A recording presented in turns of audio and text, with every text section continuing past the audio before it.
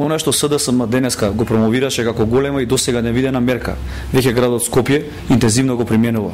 СДСМ досни веќе неколку години, бидејќи градот Скопје и Битола и многу други градови повеќе години ги субвенционира и ослободува граѓаните кои што се корисници на постојаната парична помош, не само од плаќање на комунална такса, туку и при користење на вода од водоводните системи. Имено јавното претпријатие за комунална хигиена спроведува одлука за ослободување на плаќање на смет на корисниците кои што примаат постојана социјална помош.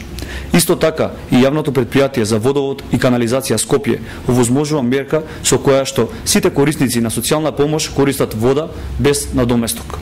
И во Битола, јавното претпријатие за водовод на сите социјални случаеви и лица со посебни потреби им овозможува бесплатно користење на вода.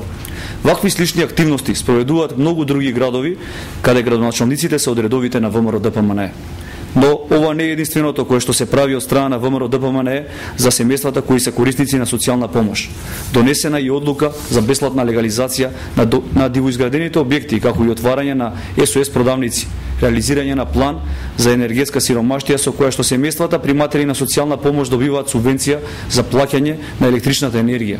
Образованието за овие семејства е бесплатно. Учениците добиваат бесплатни учебници. Почитувани, СДСМ предлага проекти кои веќе се спроведуваат. Ова е доказ дека СДСМ нема чувство за проблемите на граѓаните и воопшто не следат што реално се случува и реализира.